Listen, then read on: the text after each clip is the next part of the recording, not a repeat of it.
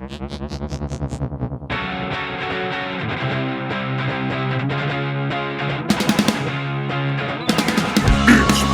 Collectors Club with Bryce, Michael, and Ivan. I know a story of high strangeness or two.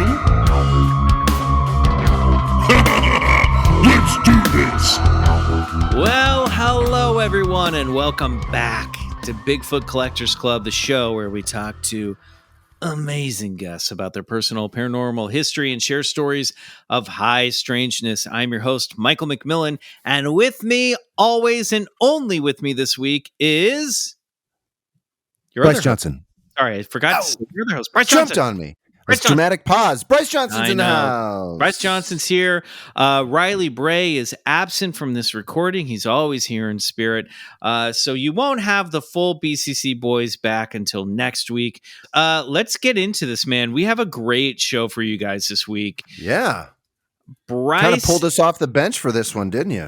Yeah, it really did. Bryce, first of all, congratulations. Year 6 is beginning right now. So this is, I guess, season 6 of Bigfoot Collectors Club. If you think about it, if the years are seasons, this is season 6 now. Year 5 is done.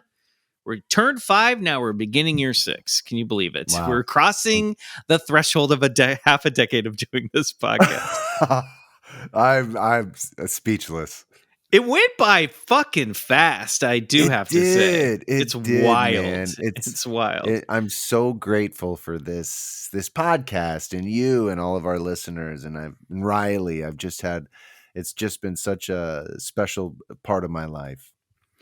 Well, we're celebrating with a brand new look for the show. You might be noticing it right now in your podcast app. The amazing Ryan Smallman has designed a brand new look for BCC to shake things up and to celebrate 5 years of doing the show and kicking off the next 5. So pull that up. Look at that. It's gorgeous. Thank you so much to Mr. Smallman for this art. We're so excited about it. Stay tuned. We'll probably have some merch available. We're taping this a little ahead of time, so we're not sure what's available yet. So we'll probably have more information for you next week. Let's just put it that way. Who knows? We're in the time machine here, everybody, but we're so excited. Right. We're feeling refreshed. We're feeling jazzy. And you know what, Bryce? I think this is going to be a magical year. Really? What makes you say that?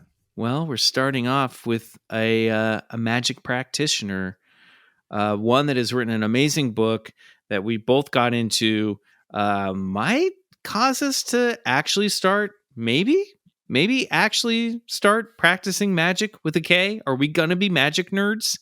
Yes. Yeah. You've said it so often before. We're only doing this so that we can be cool wizards when we're older.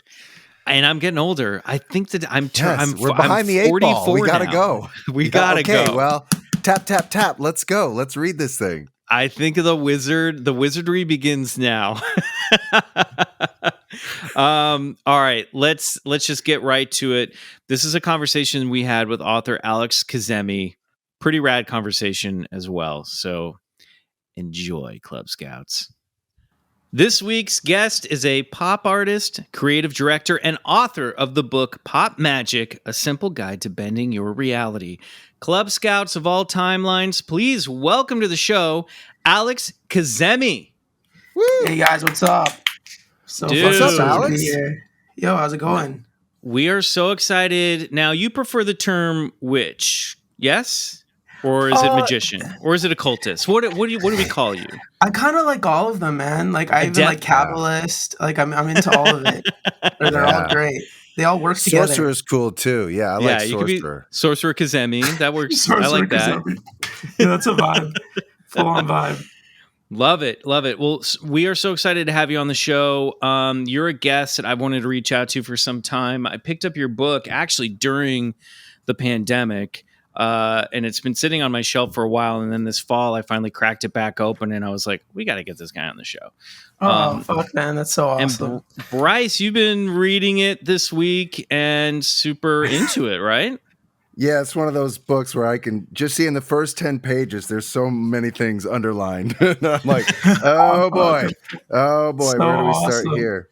Yeah, no, it's a great book. And what I love about it, and I'm sure we'll get into it, is just you're providing, I think, access to this stuff without it having being some ancient tome that you have to blow the dust off of. Absolutely, buddy. Absolutely. This is fun for everybody, man. Yeah, that was kind of the, inspo for writing the book, as like a young guy, like reading all these occult books and being like, why is all of this knowledge so gatekept and like protected in all these fancy terms and made to be overcomplicated? Like, why don't we get to the nectar of this and make this easier? So it's kind of like a response to the other occult books that I read. And I'm like, no, I'm going to do it my way and see how people think about it, and see if anyone resonates with it. So I'm really grateful for the feedback. It was also supposed to be like a 1-800 Magick kind of vibe, kind of to upset the occult community because they're such gatekeepers of everything. I was like, let's just like put all the things that piss them off right in their faces.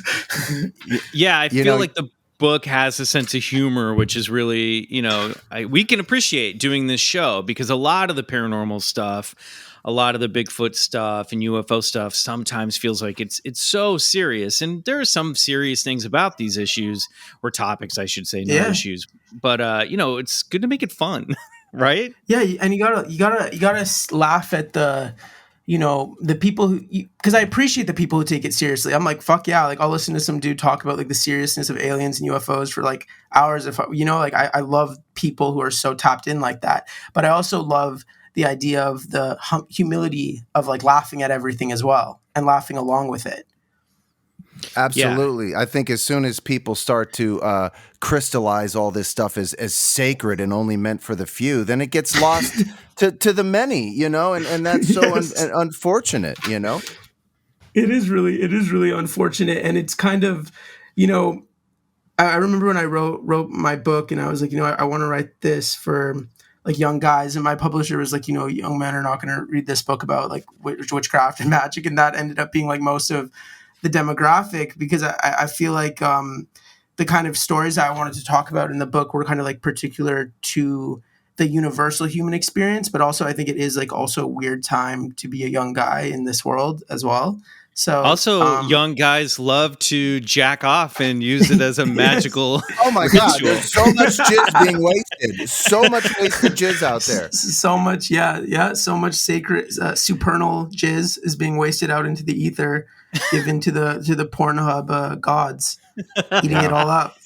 Yep. I always think about a quote from Grant Morrison where he talks about like getting into magic, and he's like, look, you do all this stuff, and I think you echo some of the stuff that I've heard from him in terms of like make it yours, like you can use whatever's around you. But the thing that I always think about when it comes to this stuff, and you kind of bring this up, I appreciate it in the book, Alex, and if we can just get right into it, where you're talking about sigil magic and being like, am I just a weirdo making sigils and like producing this by like masturbating by myself in the basement? Am I a creep? What's going on here? It makes me think of like, because Grant Morrison talks about this as well, but the idea of like, you get into this stuff, you still have to get up in the next day and pay your bills. You still have to stay grounded in the real world. Yeah, I mean, that seems like having a sense of humor is a good way to keep yourself grounded. Oh, for sure. And I love Morrison. I love Richard Metzger. I love Douglas Rushkoff. I love, all the Gen X anti-heroes, who paved the way, of course, definitely. Very grateful for everything that they created to allow me to have a book like this. And I definitely agree with that. Oscillating the bridge between the lower worlds and the upper worlds when you start to access this stuff. I can kind of understand why like Kabbalah and even more advanced forms of magic were like gatekept for like people who are like 40, because it's like you think of young people using this stuff and evoking demons and creating all this chaos in their lives just off of their like lustful impulses. It can be it can be pretty insane. The magical, it's kind of like getting too deep into recreational drug use. It's like if you're using some of this stuff for a ritual, you have to treat it with respect.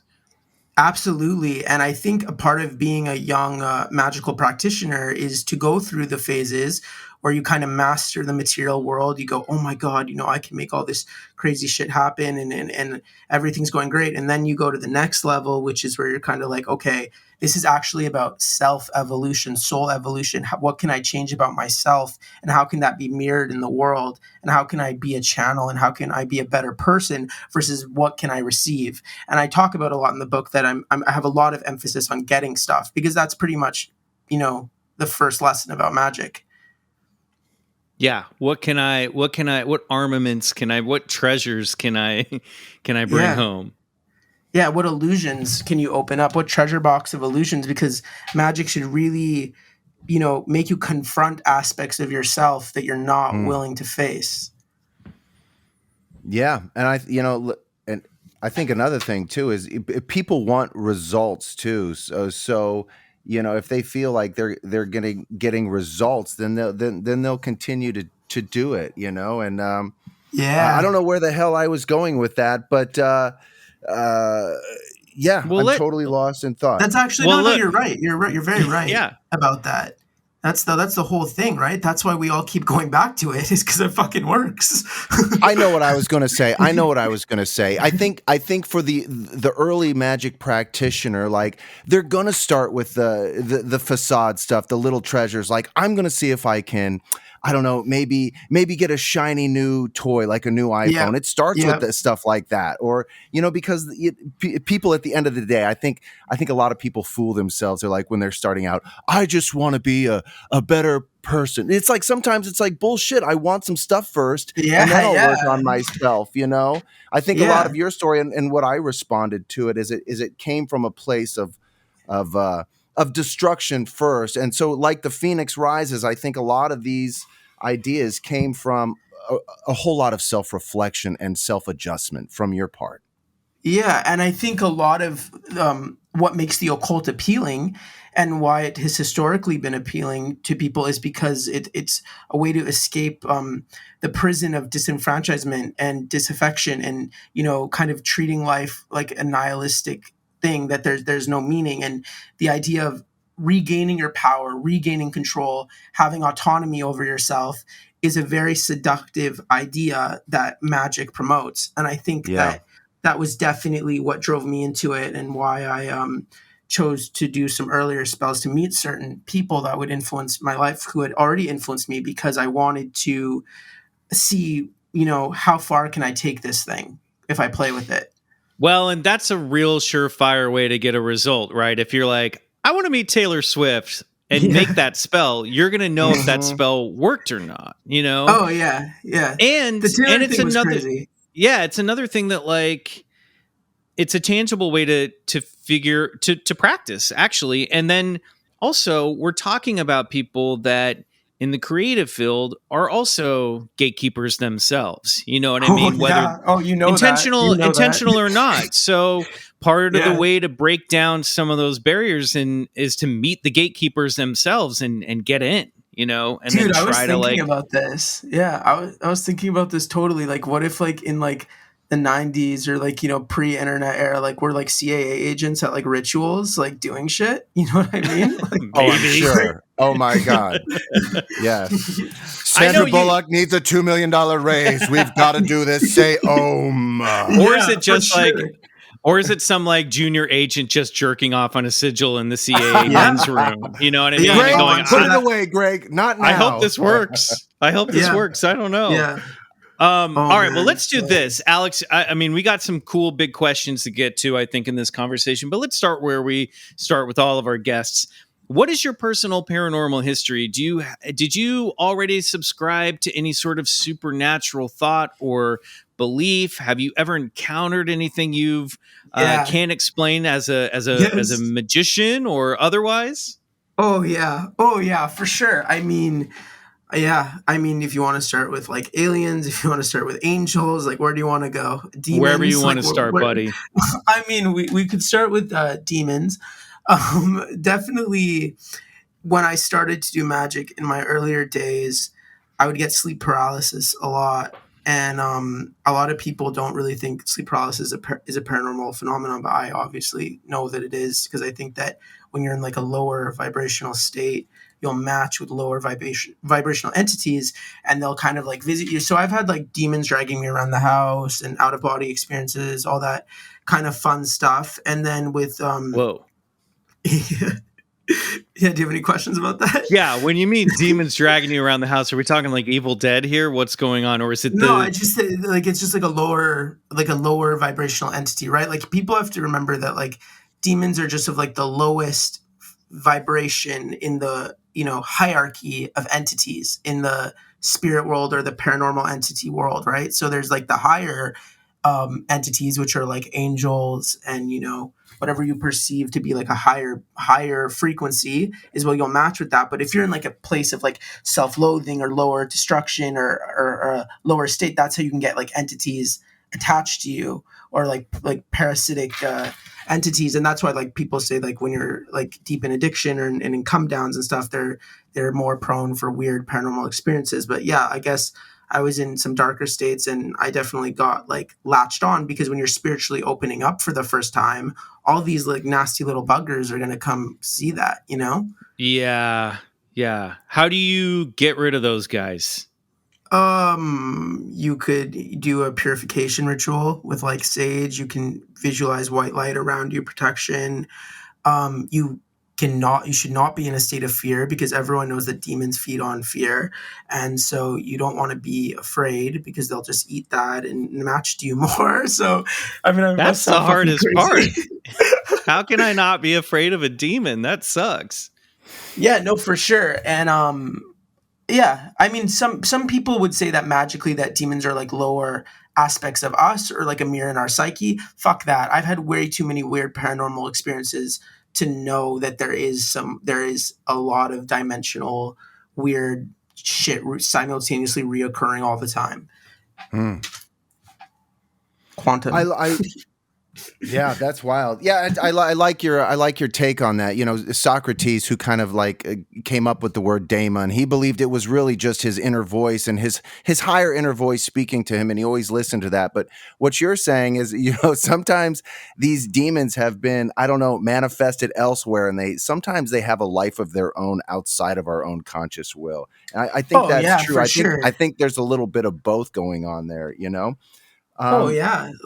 I want to talk about this idea of divine will, or just will in general, because I think you hit upon it really quite nicely. In your book, you say, practicing magic is all about your natural ability to access your will to bring order to chaos. Yeah. And I just love this idea, because really, to me, that says we're here to do something, and there's so many things trying to keep us from doing that. Oh yeah.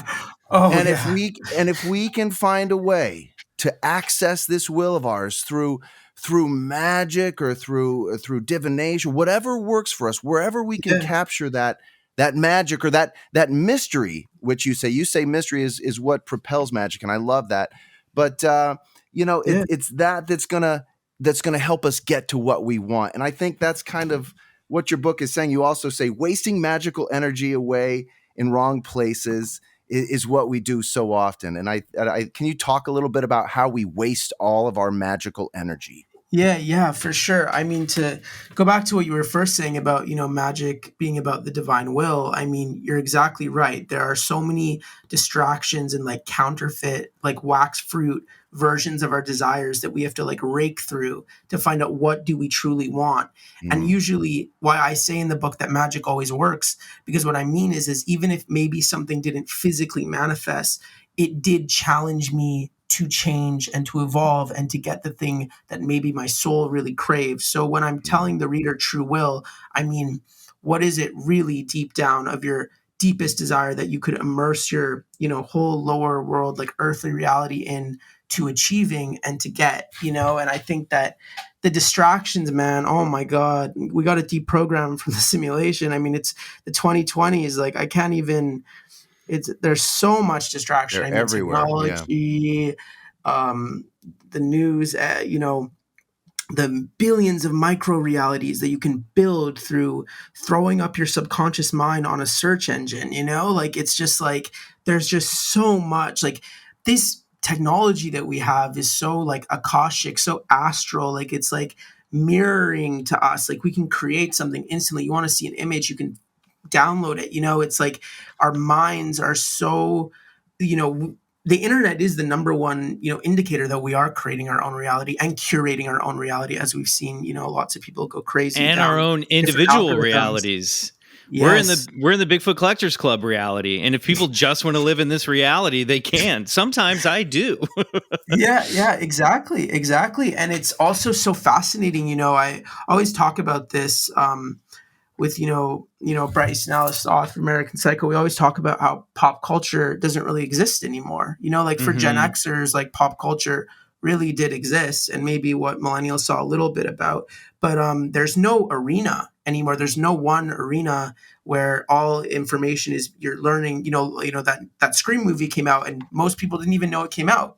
Which is like so bizarre. So like, we're always simulating our own realities. And so it's like, what are the value we're being so challenged in the 2020s to be like, what is the value of certain things that we used to really value, like fame and attention and, things like this. What does it all mean if we can all get it on TikTok and on YouTube? Like, what is it? What is talent? This is a question that I have asked myself as an actor in 2022 a million times. Like, not kidding. Like, I've had to reassess. Like, I've been going back lately and watching a lot of stuff that I found comforting as a teenager. Like, I've been rewatching Seinfeld. That was a big inspiration for me growing up. And I'm like, it's so strange now to think about the only way you could get on TV or get seen by the masses was like to get on TV or get into film.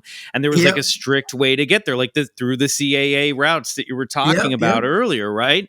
Yep. And now anyone can get on. So what is that changes the meaning of, it's constantly changing the meaning of what is a creative artist?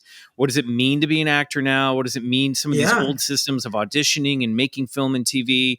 I read a really good theory lately that one of the reasons that the multiverse is such a big popular theme in movies and TV shows right now is because of this stuff that you're talking about, that everyone is creating their own version of reality online now that we are really sharing. We used to have a universe, and now we are all different multiverses clashing with one another. Wow, that's amazing. That's such a great way to say it. We used to have a universe, because it's true. There is, and there's no point anymore of like grieving it. We're not going back. We're only moving forward. We only need the divine tools that we have through this, occult technology to kind of handle it. But exactly what you said, and like you said, like if everyone's bio says actor, what is the value of being an actor? You know what I mean? Like everyone's perceptions are being hijacked, and then also we're creating our own weird imaginative perceptions as well, and we're asking people to subscribe to them. It's a very bizarre time. Yeah.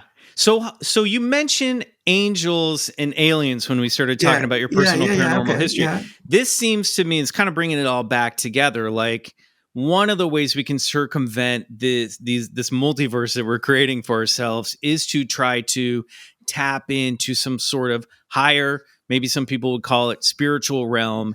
Is that where you're making contact with angels or maybe even aliens?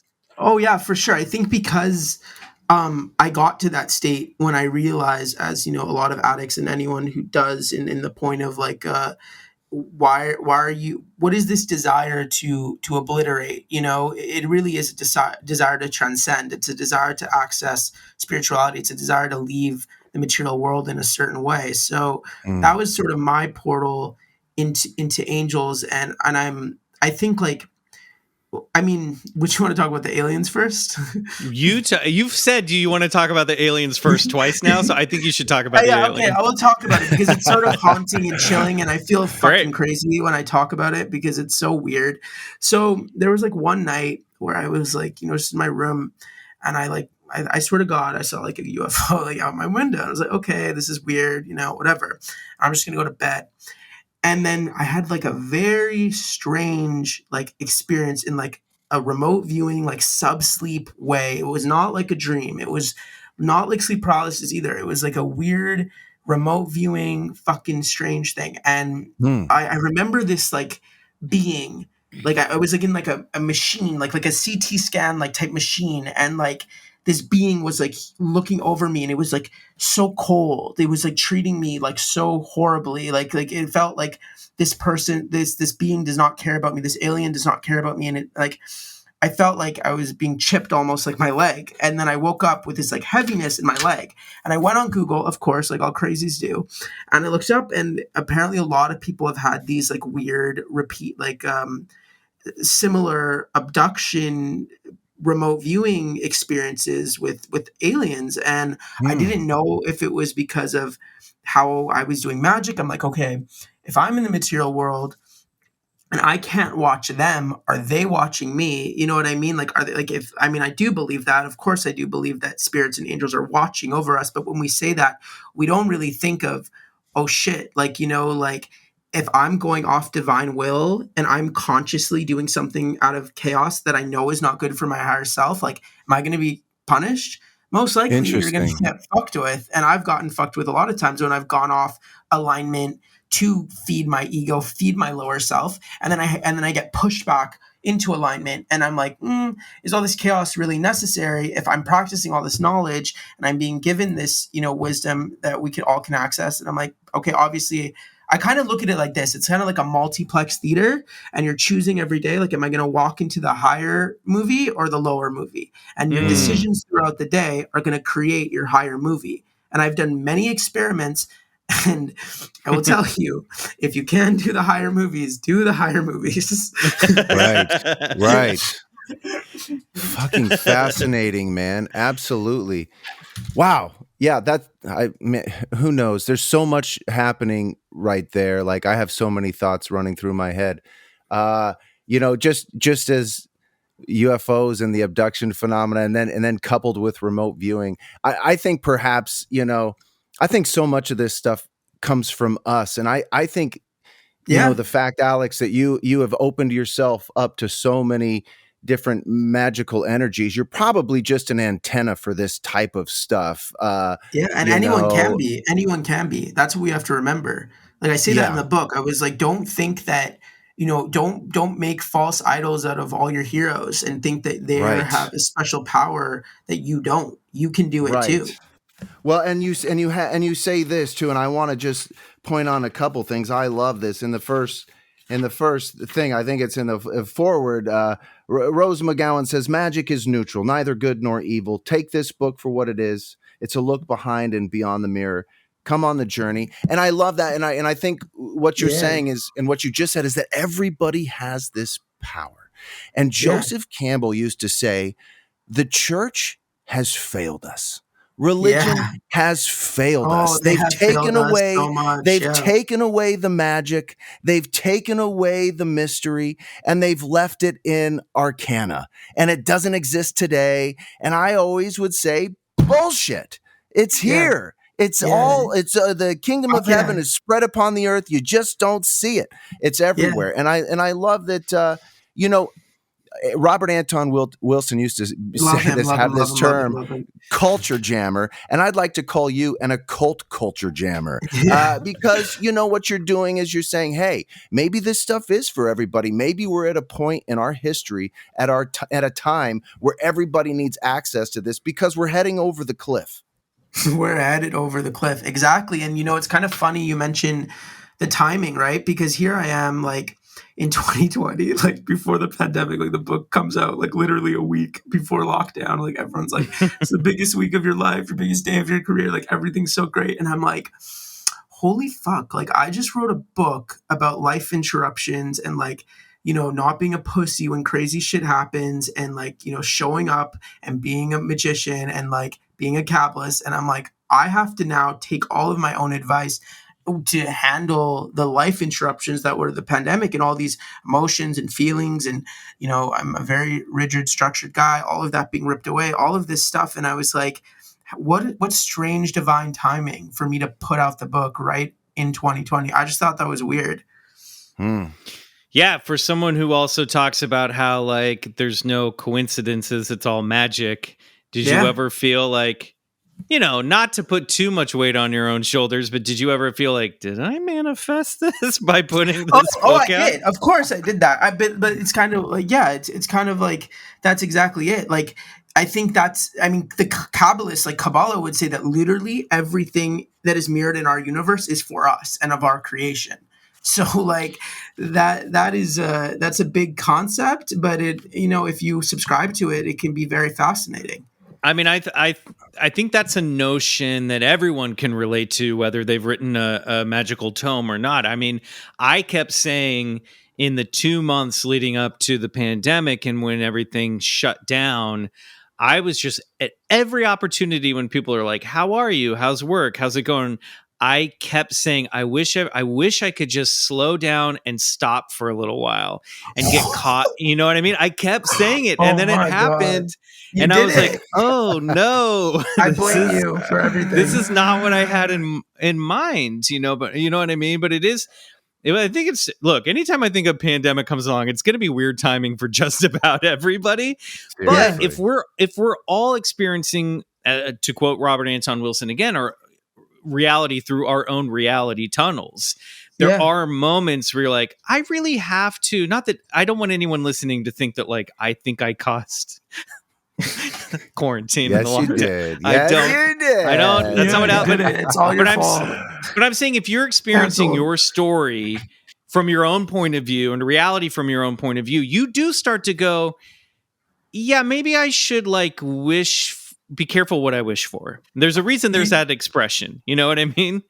You hit a really good idea and concept about like the idea of when we collectively power up everything with a belief at a similar time, like, you know, with like Mercury retrograde, right? Like everyone puts so much collective fear towards it that I feel like it actually makes retrograde worse, like in the collective, and we experience it in a more intense way. And, you know, oh, there's all the fear about the eclipse and that TikTok witch said this and I saw this. And, you know, everyone is almost like when we all like plug up a collective belief and like hold each other's hands around a belief, like, and our energy is collective, like we are modifying the way that we're experiencing it, whether it's good or bad, you know? And I feel like that happens all the time. I feel this way about post-apocalyptic movies, which are very entertaining, but they're very popular. And I worry sometimes that we're making so many movies about a dystopian future. We're going to create that future because that's the future that we keep envisioning, right? I was watching the Imagineering story with my girlfriend, and one of the things I love about Disneyland, old school Disneyland, is this idea of Tomorrowland being a utopia. And you look back 50 years and a lot of course there was dystopian fiction obviously coming off the heels of World War II, but I feel like there was a lot of, when you look at like the retrofuturism stuff in Tomorrowland and the Jetsons, Star Trek, there was this idea of like, oh no, the future is going to be kick-ass. All these problems all these challenges that are facing it, we're going to come together and figure out a way around it. And lately, I've had the anxiety of like, we need to start making some more movies about the future working out. Because if we don't, we're all just going to manifest a zombie apocalypse. This is so fascinating. So are you saying these movies are like hyper sigils in a way? Like they're like... Well, maybe if you want to look at them from that lens, sure. The other thing is sometimes I think we get into a negative feedback loop, and that might be the hyper sigil working, right? Yeah, where you're like, sure. If we're going into these, pulling up screens and watching these shows and these movies where like the world doesn't work out, we're teaching our brain the world's not going to work out. We're fucked. Yeah. And so you're walking around, you hear it from everybody. You hear it in conversation. Yeah, well, we're all fucked anyway. So, you know what I mean? Like, where's the Star Trek future, guys? We got to get on this. We got to get towards, I mean, I've been a pessimist on the show about the future. You know what I mean? Yeah. We got to get on the Star Trek track fast, you know? It would be very fascinating to think of like, if we all collectively changed our beliefs about, you know, things like the future, and if we deprogrammed movies that taught us that the future was going to be a certain way, and we rewrote that program in the collective, and to see what would happen, you know, I'm sure our lives would get better. I think they might. I think it's a signal of what's to come. I think it's a timer.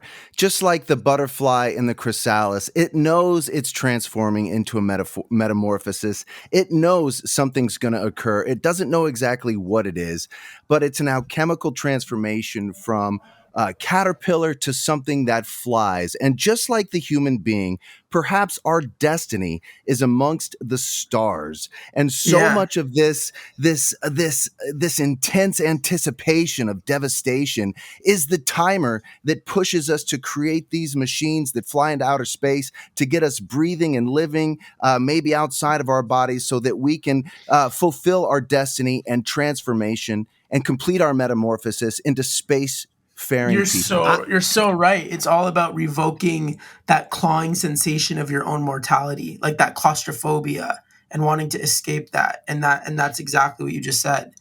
I like that, Bryce. I get totally what you're saying. It's just that moment when we were hitting the pandemic a couple years ago, I was like, this is the prologue to Dawn of the Planet of the Apes. This is how I'm not saying zombies aren't coming. I'm just saying, like, this is how it goes down. Like, you see, there's always a prologue where you see a disease spreading, people panicking, protesting in the streets, wars breaking out, we're there, democratic institutions crumbling, or it's like, oh no. All right, speaking of capitalism, we do have to take an ad break, and when we come back, we're going to get more into pop magic with Alex Kazemi. Stay right there.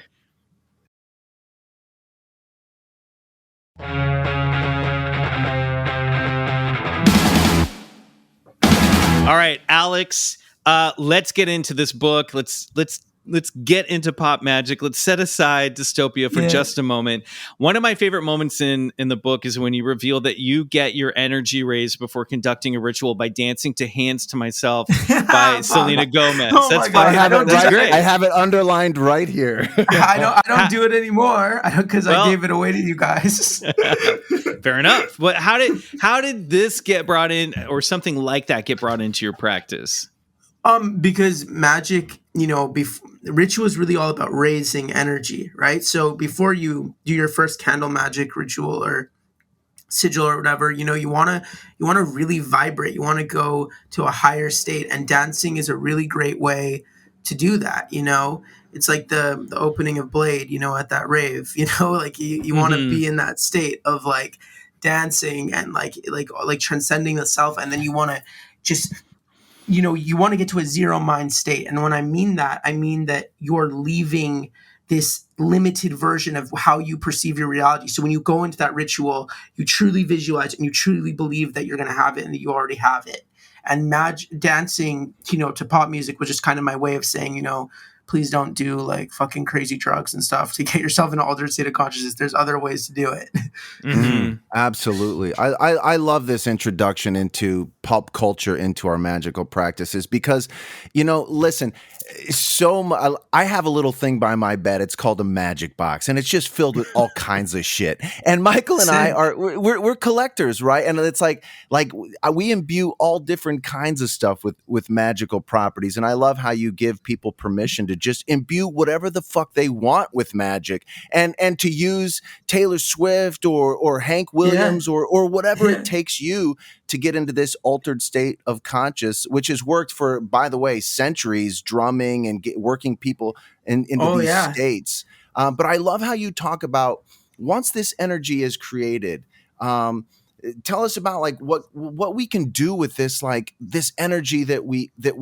manage to create through the nature around us and feeling these high states of emotion. What do we do with this energy? Yeah, like that is kind of like you see, when you reach those higher states, most people think, oh, okay, I'm just experiencing something really good or I'm feeling something good. But whether it comes to you naturally, you're just having a good fucking day, or you deliberately create higher vibrational emotion or state, you want to use that as your battery, your Duracell for your magic. You want to put that into the visualization or put that into a higher activity, like, creating art or, sharing, charity, being grateful. I mean, gratitude is the highest It's very fucking new age and very corny, but truly, if you really emit the vibration of gratitude and abundance to the universe, you do receive more, because that lack vortex, that scarcity, that ego, that narcissism, the fucking all of that, that is only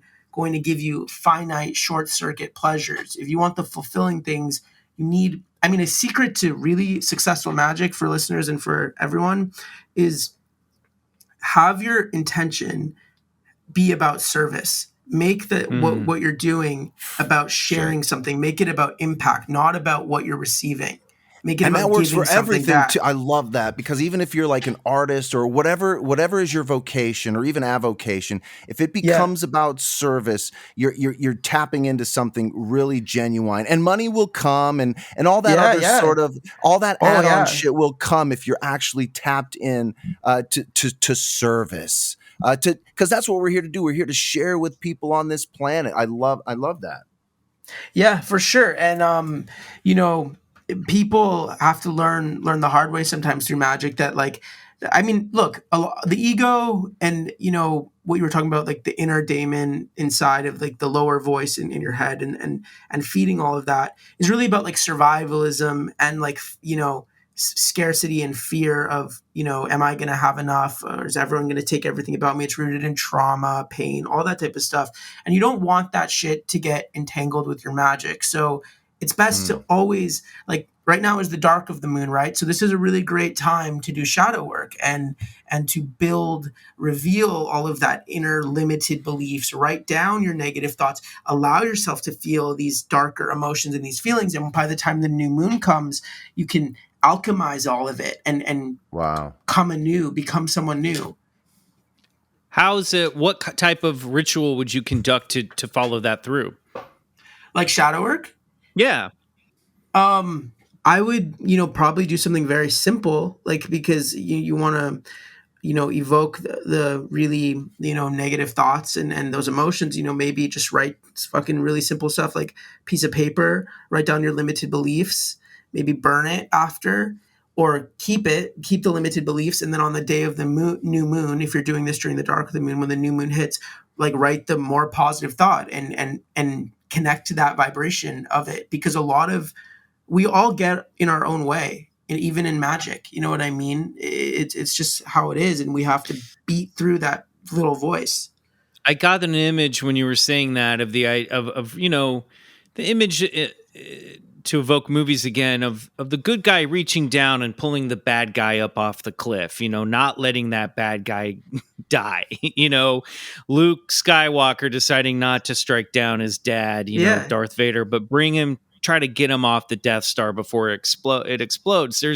There is this recurring theme, I think, in shadow work of taking care of the negative side of yourself, good prevailing over it, but nurturing it and saying, stop being afraid. You're not alone. There's something here. You know, that's a conversation within yourself. But I don't know why. I just had this image of like this hand dipping down into the water and pulling the drowning man out. It's this idea of like, you know, Joseph Campbell you can save yourself. You can, if you can think about if you think in those terms, there are ways that you can pull yourself up during the dark times. Beautiful. That's beautiful, because it's what you're really doing is you're pulling up the lower version. Like you're being kind to those lower aspects of you. Well, you're being pulling at war up with it.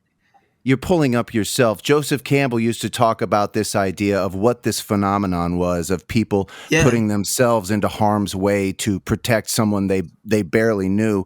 And it broke the first law, which is self-survival. And he said that's not the first law. The first law is the recognition that we are all one. And that's where that instinct comes from. When you see a drowning dog or somebody in a burning building and you put yourself, you completely transcend your own body and put yourself in harm's way to save another, basically saving yourself. We're all just one. Once we realize that, then that's where that instinct to reach out that hand and pull up our enemy comes from.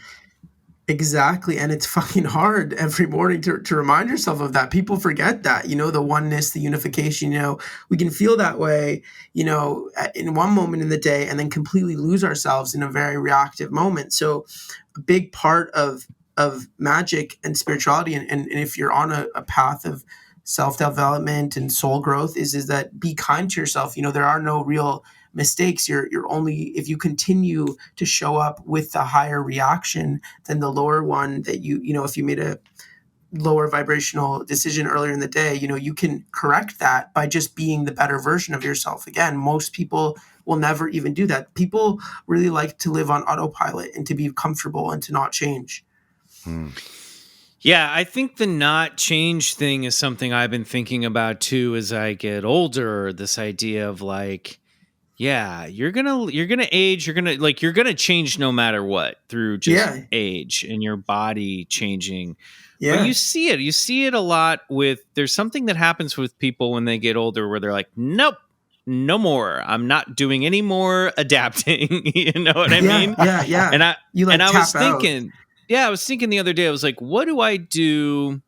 What do I do to make sure that I'm, I don't want to pretend like I'm, a generation that I'm not, but to keep up and to adapt and stay flexible as I get older and be willing to adapt with the times? It's a good question. Oh, for sure. I'm kind of worried about, Gen Z, who are so plugged into the matrix and the simulation. They're constantly engaging with these reflections of themselves. They're building personas off of it. They think it's forever. They think it's immortal. They're looking at like narcissists looking in the reflection in the water, and they like, this is never going to change, and then, they're building brands and being monetized off of their youth and their beauty and all this type of stuff. And there's no real emphasis in the culture anymore about graceful maturing. And I mean, that's what was pretty cool about, Gen X cultures. There was a lot of maturity and sophistication in a lot of ways, and not a lot of emphasis on being a permanent adolescent. There was about there was about freedom and evolution and being in your 40s and 30s, your late 20s. It was sophisticated. We've kind of lost that in the culture now. Yeah, we all kind of want to freeze in time. It's really strange. Yeah. Time and time again, I've heard, and you point this out in Pop Magic. I've read or heard that a key factor for magic to work is to let it go and let it work, as you say. Oh, yeah. Why is that so important? It's all about the detachment and forgetting. I don't know why, but when you forget about your ritual, that's usually when it comes to you. If you're obsessing and you're attaching to it, you're not giving it the space to just really put out the vibration that you really have it. You have no inner security if you're obsessing. I mean, we all know that when we're making ourselves paranoid or obsessing over or attached to a goal or something, we usually send it away by self-sabotage because we're focusing on it so much. We create excess potential into the universe. If we're just chill, a watch pot never boils situation. Yeah. You gotta just allow it to be and allow it to come to you. And what I really appreciate from Kabbalah is the idea of not being reactive when even a good thing happens to you. To really just be detached. I'm like, okay, that belongs to the universe. That belongs to my angels. I'm just a humble channel. Because, that feeling of, oh, this thing is sending me up and that thing is sending me down. And this thing is sending me up and this thing is sending me down. And you're just constantly being pushed around by your goals and your ego and the universe. It's so fucking exhausting. You're like, it's about fucking time, universe. You got it right. Yeah, my big win day. Big win day. Yeah, like Ari Gold energy. Yeah. One thing that worked for me that I kind of, because I love the practicality, I guess, of your book. And anyway, one thing I've been working on is like, oh, I want to try this. And so, and it's this idea of taking energy, whatever that energy means to you. Maybe it's an angry energy. Mine was sort of a horny energy, and I wanted to translate that. No surprise there, ladies and gentlemen. No surprise there. But non-binary friends. Translate that into the gym, because I've been going to the gym lately, and you talk about this idea of visualizing this energy ball and maybe something capturing this energy. So I imagine this horny energy, and I imagine like little funny angels with this big net, and they caught it and they turned it into this red swirling energy ball. And then I had that red swirling energy ball turn into this like gold gamboge, orange and yellow, and I was like, now I'm going to use that at the gym when I do chest. Now you're going to do legs. Right. And I went to the gym And I was able to like go, okay, is that energy still there? And I started to think about what got me that energy and how I didn't use it. And then I put it, and I was like, and I felt this pump, and I was like, oh my God, magic at work.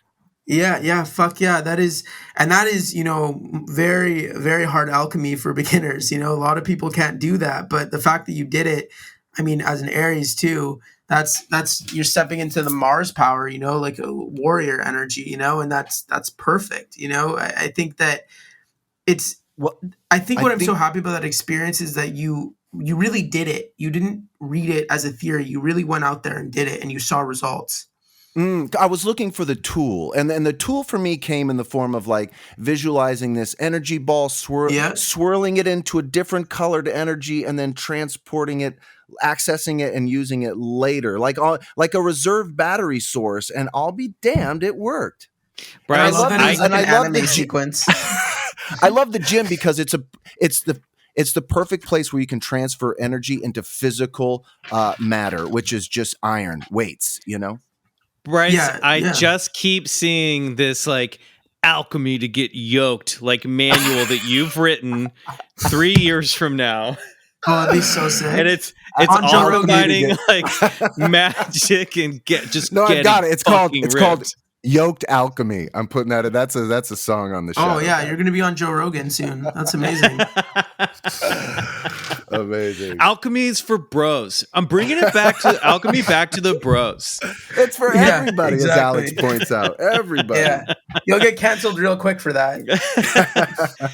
So, hey, Alex, can you unpack? Well, actually, I want to talk about something else first. We haven't talked about angels yet, and they just came up again. Bryce, you mentioned them. Yeah. And angels, it's kind of a loaded term in Western culture, especially because if you grew up in the Presbyterian church like I did, you picture angels. You're like, oh, there's an angel on my Christmas tree. They're bringing the news to Mary. It's very biblical. It feels very long time ago. You get the winged creature thing.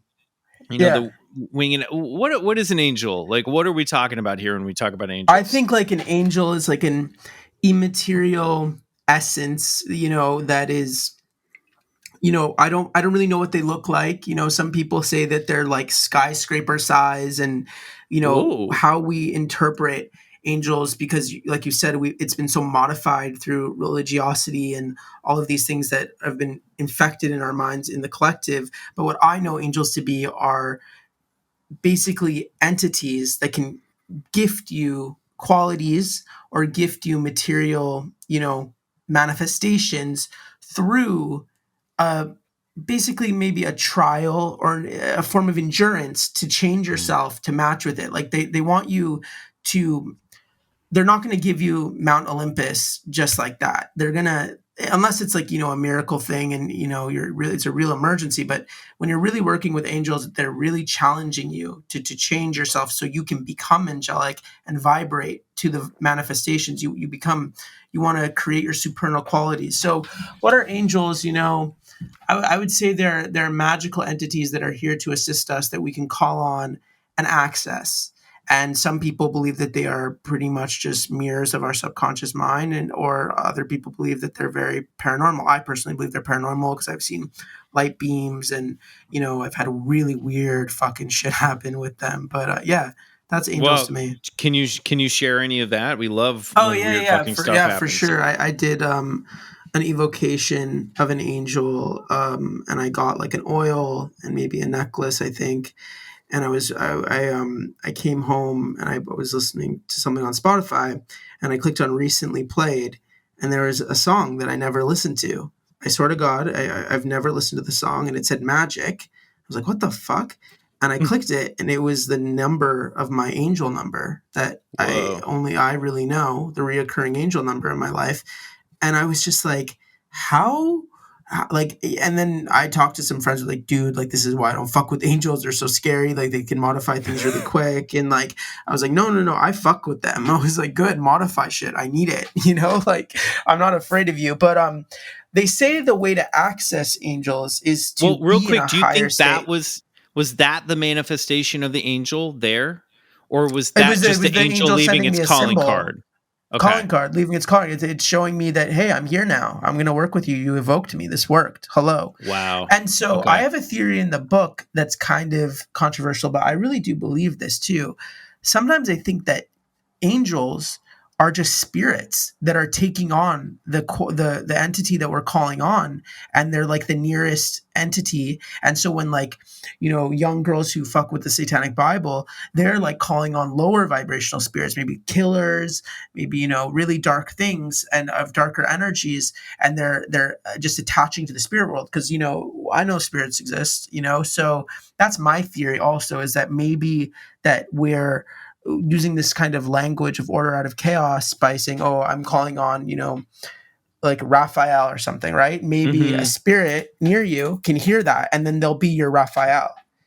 I mean, that's not too far off, I think, Bryson. You check me if you think I'm off here, but like, it's not too far off some of the theories that we talk about, like when Jacques Vallée talks about what aliens are, that there are these trickster spirits or trickster entities that can wear many different masks and interact with us depending on how we call them up. I mean, I think a lot of the Ouija board stuff is, you're like, Grandpa, are you there? And a nearby spirit might be like, yeah, I'll be Grandpa. And then you realize I'm not dealing with Grandpa. I'm dealing with something wearing a Grandpa mask, Yeah, for sure.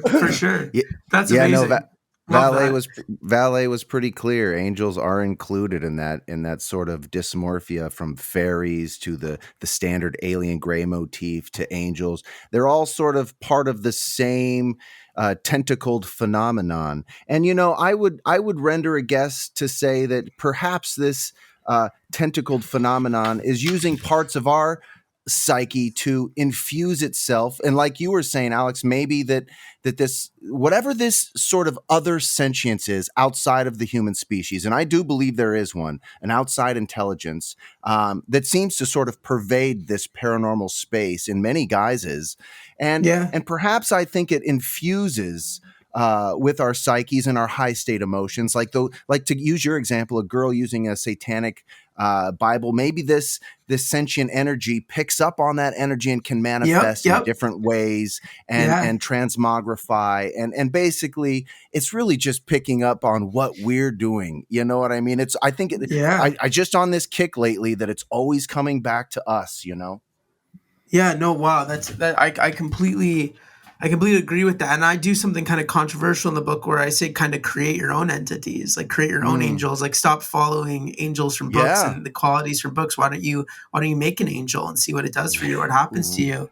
And I think that's just a part of, using paranormal phenomena as clay to like shape it into something, like how far can we take all of like this? Like a tulpa.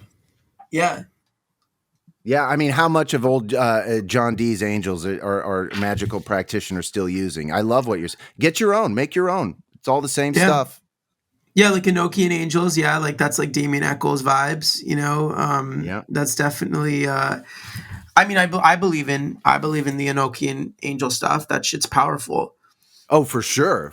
I think what we were talking about is like maybe there's this idea that new angels can be formed, and I just love this idea of taking things out of the past and putting them into pop culture, present day. Like what you're doing right now can be magical. That's it. I also stand by my theory that John Dee was very horny for Edward Kelly. Oh my God! I haven't read much about their relationship. Are they like an Arthur Rimbaud a lot of vibe? letters where he's like, "I love you so much," and then Edward Kelly was like, "You want to swap wives?" And John Dee was like, "Okay."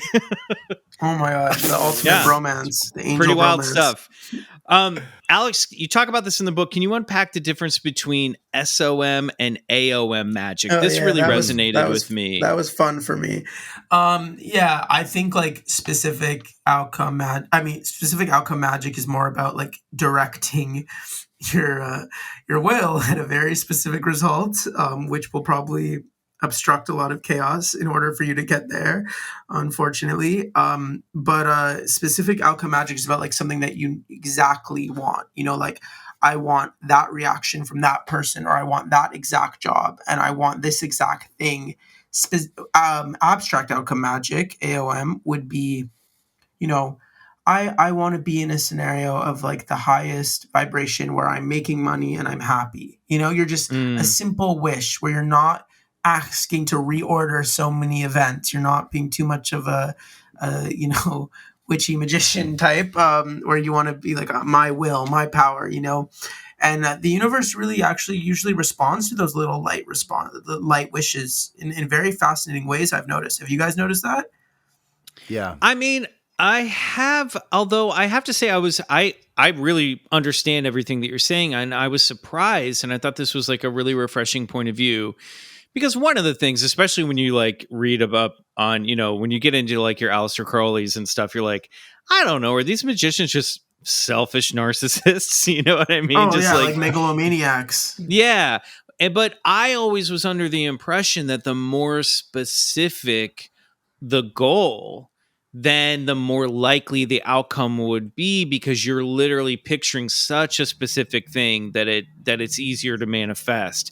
But I hadn't considered like, oh, if I'm just trying to manifest a general vibe, then whatever is going to come with that will bring forth. Because that's about trust. Booms. That's about having Right. that's about having certainty in the universe, and that's really fucking hard, right? Because magic is usually about manipulating nature first. You know, it's about, oh, I'm gonna get this. It's all about will and strength, and you know, like you said, like I'm gonna get the exact path to get to my exact specific reward and outcome. And the idea of trusting your guides or angels or the universe, or believing in the good of the universe, which is hard for most people to do, and be like, you know what, I trust you to bring me something that I need right now. And then there's really fun stuff. Have you guys heard of this weird app called Randonautica?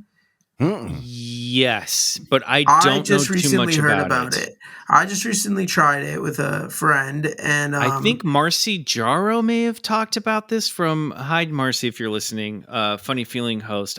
Who was it? Someone was telling me about this. It's been maybe a year now, but go on, please.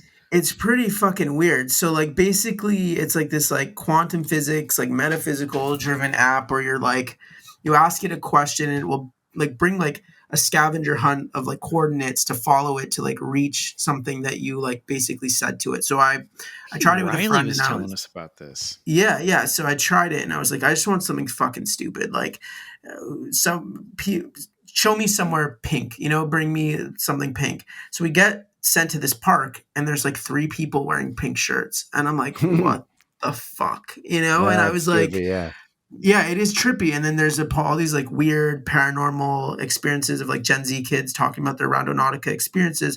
I don't know how the app works. I don't know if it's a fluke. I have no idea. But I was just pretty shocked by that. And I was interested in the fact of, you know, even the collective, even that app being popular kind of shocked me too. You know, it's like, Bryce, the sigil of this is an owl. So, you know, that's it's great. Based. It's an alien. I love it, man. Techno magic, man. It's cool. I'm down. I will say, to kick back a moment when you're talking about AOM, the abstract outcome magic, and asking us if you've ever found that's true, that did jog me to my memory to be like, you know, that makes me think when I was a young man starting out in the business and with that blind ambition, that blind positive ambition, where you go, it's got to work for somebody. Why not me? I wasn't necessarily thinking about specific stuff. I just was thinking jobs are going to come, money's going to come. It's so gonna work out. So Libra. Oh my God. Yeah. You know, and I found that when I look back, that period of my life feels like the most magical part of my life. And it's later when I've tried to like control and go, no, I, you know, so I'm kind of having an epiphany moment here. You know what I mean? When I'm like, that's mine, is when I tend to get it, you know, not see results. So I think you're right. I think I need to get back in the abstract outcome magic state of mind where I'm just like, it's all going to be good, you know? Yeah, for sure. And when you know, just ask for opportunities to share or to give or to create impact on someone, you know, through your work, you know, and then having that being mirrored back to you and just kind of being in the flow of this multiple synchronicities leading up to things, but I'm the exact same. Anytime I've been like, oh, I need that, I want that. Nope, I don't get it. Never. It's also hard too if there is a specific thing, like let's just put it, obviously the obvious thing for us as actors are jobs and auditions. We'll get an audition, we'll get a role, and we'll go, oh my God, I want this part so bad, right? Yeah. So that's the hard part, coming back to the idea of letting it go and letting it work. If it is a specific thing where you're like trying to apply some sort of magical practice to, can I get this role? It is very hard then to stop thinking about the role. I agree with you. That's where I get really confused too sometimes, because, and also when you talked about like being young and having like an unwavering will and identifying with being ambitious and all of this type of stuff, I find that also that kind of fucked me too, because I find that when you have too much over identification with the fact that you create things and you're the one who does it, you kind of take the universe and like a higher entity or a higher source out of the picture.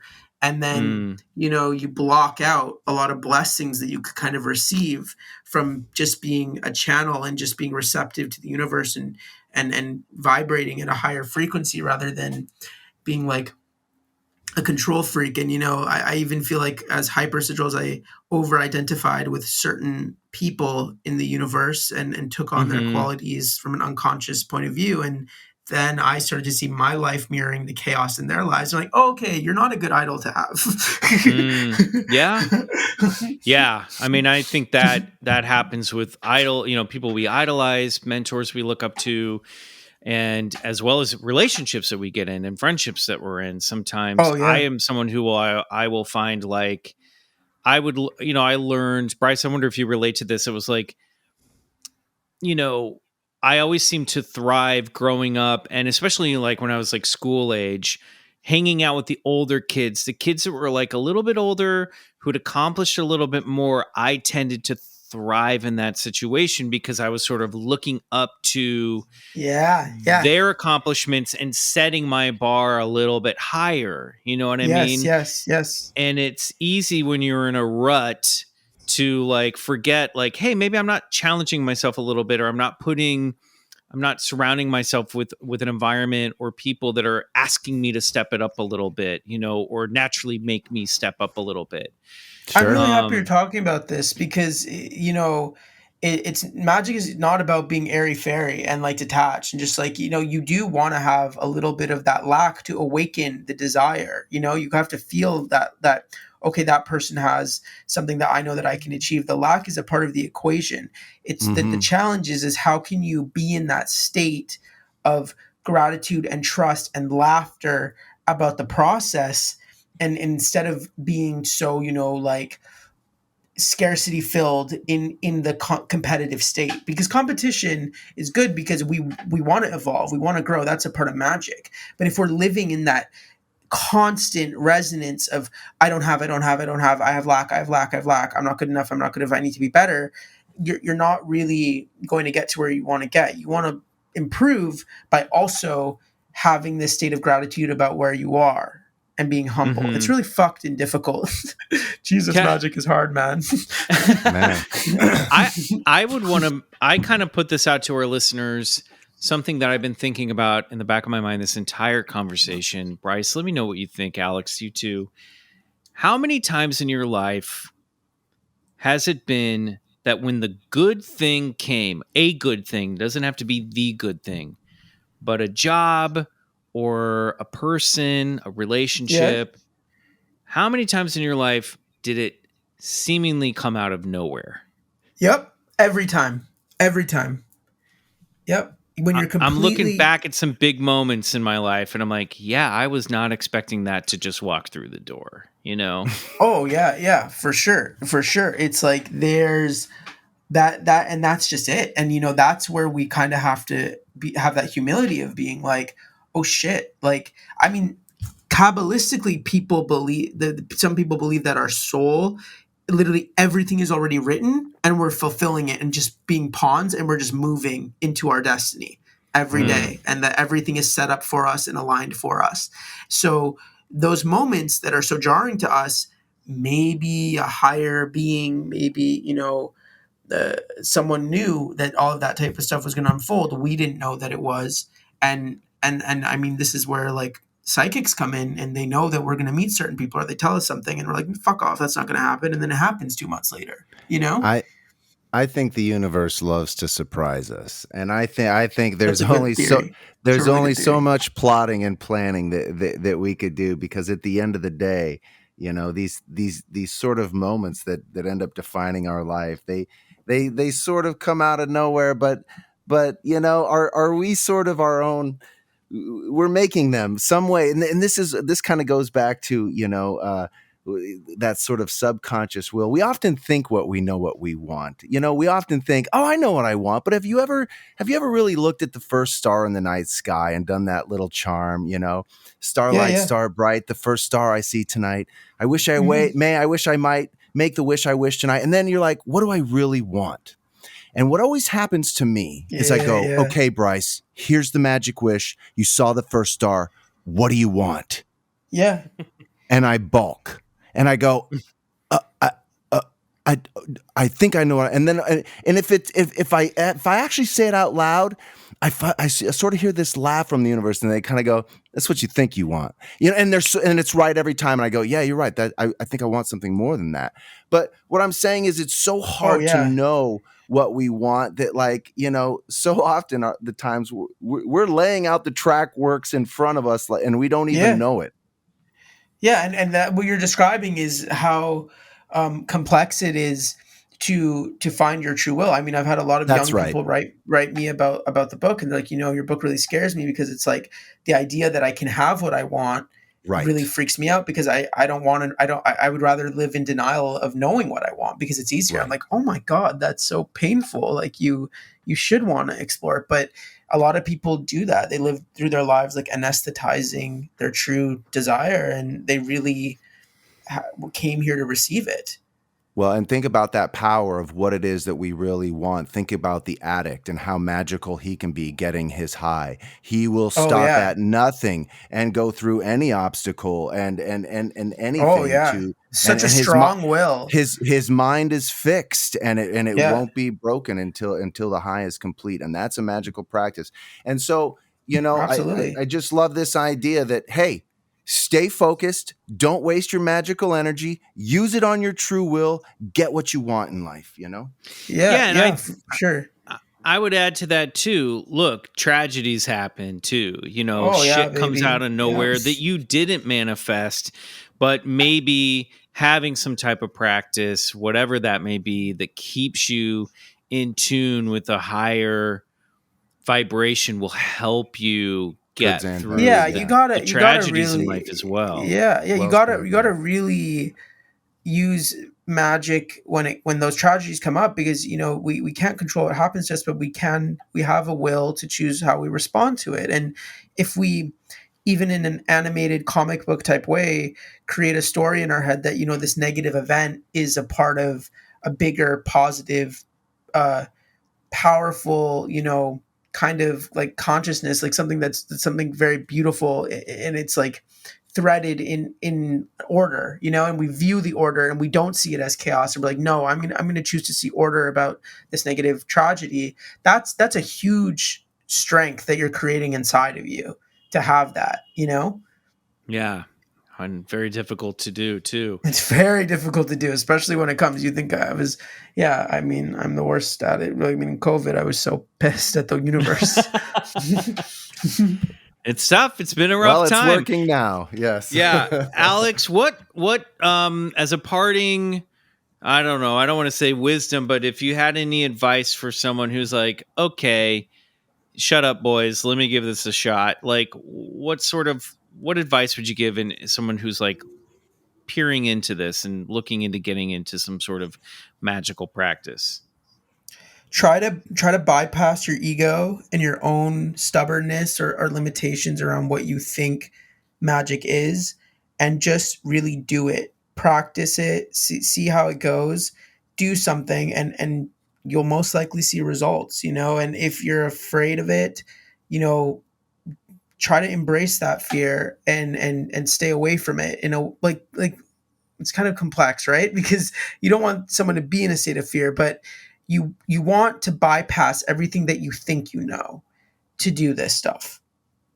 Right. Yes. Okay. Well, I'd say check out Pop Magic by Alex Kazemi, our wonderful guest. Alex, thank you so much for being on the show. Where can people find your book? Where can they find you on social media? Give them all the directions you want. Well, I don't have any social media accounts, but you can write me at fanmail@alexkazemi.com. I'm very 1999 like that. Great. Love to hear people's letters. If you hear the show and it resonates with you, please write me. I would love to hear about that. And if you pick up the book, I thank you so much, and pass it along to a friend. Make it a little secret. It'll be our secret just here in the Bigfoot Collectors Club. Awesome, man. Well, thank you so much. This has been a blast. I feel like we barely scratched the surface. We're going to have to have you back on in the future for sure. I'm laminating his club card as we speak. Great. Yeah, we got to get you back when Riley's around too. He's sorely missed in this conversation because I know he would have had a lot to add. So we'll get you back. We'll see him next time. Yeah, exactly. Awesome, man. Thank you, Alex. Thank you so much, guys. Have a great one. All right. That was a awesome conversation. There was so much to the book that we did not get to at all, but that's fine. That's the way that's it goes. How we do. Yeah, we just let it flow, man. You got to read the book. Hey, everyone, if you love the show, please follow, rate, and review BCC on your favorite podcast app. If you give us a 5-star review on Apple Podcasts, we may read it on the air like this one. This one comes from Stiggins. Cool show. The interviews are okay. I don't know who half the people are, but I really enjoy the deep dive into whatever the topic is for that episode. And I gotta say, the dude from the Vroom commercials sounds just like my dude, Michael. Keep up the good work. 5 stars. Wait, you are the dude from the Vroom commercials. Yeah, I think he knows. I think he's being cheeky.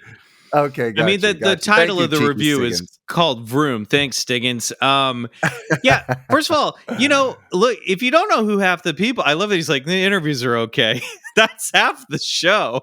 We appreciate the 5 stars. Hey, still gave us 5, yeah. Yeah, we appreciate it. We'll take it. But, Stiggins, we're introducing you to new people. We're making new friends. That's the whole point, is to expose you to new folks. So, hopefully you'll interview this one that we just had with Alex. That was a pretty great conversation, I thought. Oh man, awesome. Not to pat ourselves on our own backs, but you can, if you want to go beyond just leaving us 5 stars, you can support the show with a $5 monthly pledge and unlock 3 bonus episodes every month when you join BCC The Other Side at patreon.com/BigfootCollectorsClub. Yeah, and come join us over on our Instagram at Bigfoot Collectors Club, and write to us with your personal paranormal stories at our Gmail account at BigfootCollectorsClub@gmail.com, because we may include it on a future L Files installment. Yeah, he didn't actually say the email address, so we'll just make sure they hear it. It's BigfootCollectorsClub@gmail.com. Get us? Didn't I say that? Didn't I? Bigfoot Collectors you broke Club it up. You called it a Gmail, and then you said at Bigfoot Collectors Club. I was feeling really silky smooth there. Damn. Yeah. I mean, you sounded great, but it's BigfootCollectorsClub@gmail.com. I was like, this is going really well. I write the copy just right there for you, and you really love to mix it up, and then you can just read it as written. Oh, boy. But I want you guys to write in. We need some more L-Files stories, so get your personal paranormal stories and spooky stories of high strangeness. We've got an L-Files coming up, so get us those Where stories. do they send them, Michael? BigfootCollectorsClub@gmail.com. And follow me on Instagram at McMills. I'm on Cameo as well. If you know a Club Scout who would like a real special birthday wish from yours truly. If you're bummed that this episode is ending and you want another podcast to listen to, check out my other show, Slate Your Name.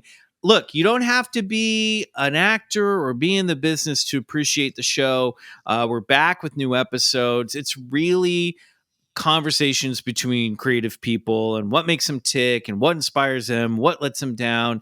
I'm really proud of it. And I would love if more of you guys gave it a shot, check it out, see if you like it. Give us a follow as well over there. There you go. You can find me on my socials at Bryce O. Johnson on Twitter and Mr. Bryce Johnson on Instagram. I'm doing cameos there. You can find it all in our link tree at our Instagram. That's right. And he's not in this episode, but Riley is at Peace Drone on Instagram. He's also on Cameo. He'll write you a little song, play you a song, hit him up. Okay. Club Scouts, this meeting is adjourned. We're heading over to the other side for this year's big Q&A episode.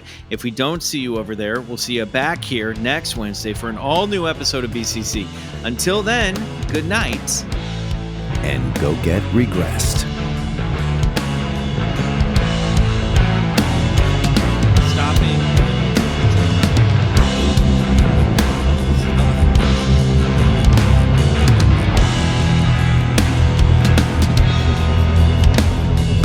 Bigfoot Collectors Club is produced by Riley Bray and Michael McMillan and scored and engineered by Riley Bray. Our theme song, Come Alone, is by Suneaters, courtesy of Lotuspool Records. Do us a favor and support the show and unlock 3 bonus episodes every month by becoming a member of our Patreon, BCC The Other Side, which can be found at patreon.com/BigfootCollectorsClub.